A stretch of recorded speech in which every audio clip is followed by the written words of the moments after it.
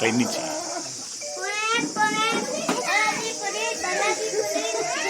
ఉంటే ఒకడే స్వామి మాకే మనోడు ఎక్కడికి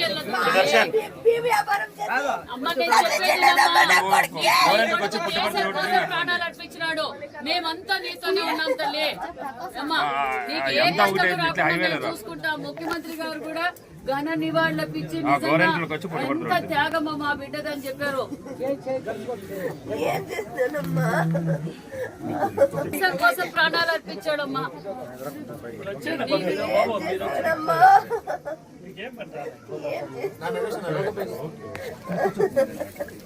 ఏం కాదులేరా, ఏం కాదులేరా. ఏ బేటా కతే కతే సరే సార్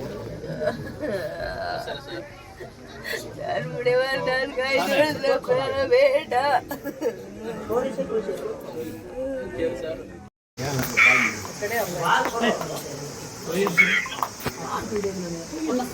ముఖ్యమంత్రి గారు మాట్లాడతారు. హలో సార్, నమస్కారం సార్.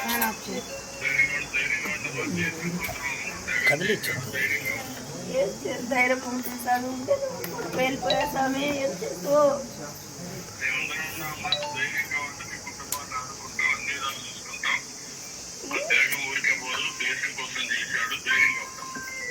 ధైర్యం ఉంటుంది స్వామి.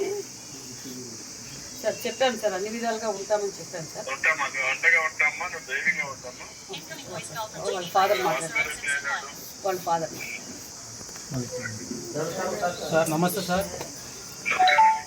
నమస్తే, థ్యాంక్స్ సార్. మీరు ఫోన్ చేసి సార్.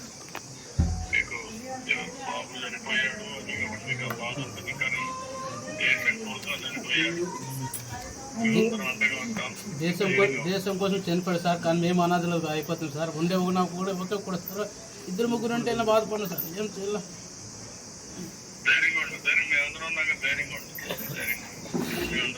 సరే సార్, సరే సరే.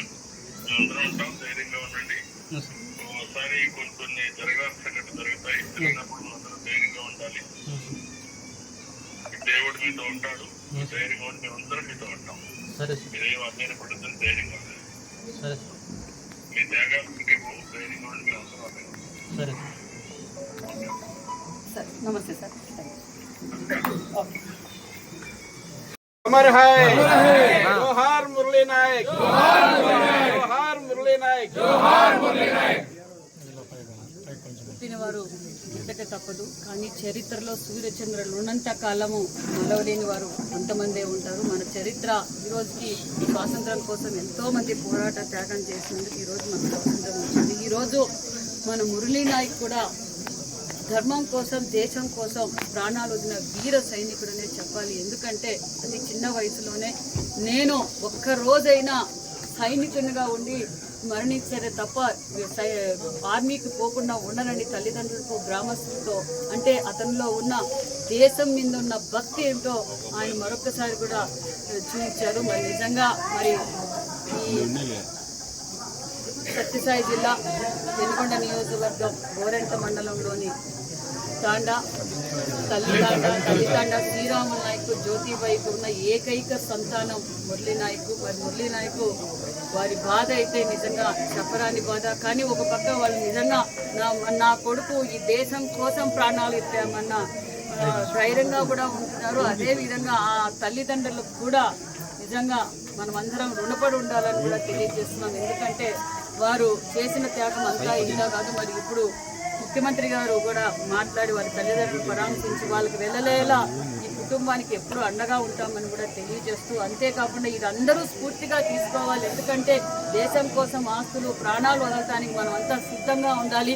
ఎందుకంటే ధర్మం కోసం ఈరోజు మనం పోరాటం చేస్తున్నాం. ఒక పక్క నరేంద్ర మోడీ గారు కావచ్చు, ఒక పక్క మన ముఖ్యమంత్రి చంద్రబాబు నాయుడు గారు మన దేశం కోసం అన్ని వేళలా అన్ని శ్రమించడానికి మనం సిద్ధంగా ఉండాలని కూడా తెలియజేస్తూ, ఖచ్చితంగా పాకిస్తాన్ని భూస్థాపితం చేయబోతున్నామన్న విషయాన్ని కూడా మనం తెలియజేస్తున్నాం.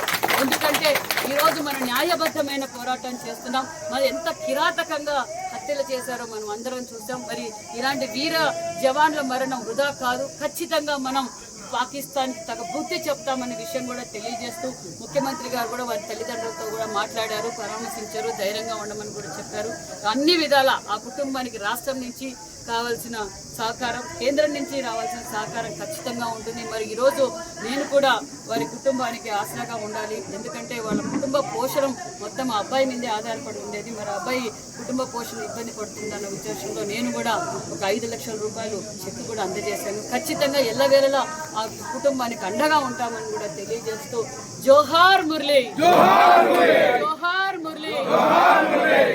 మురళి.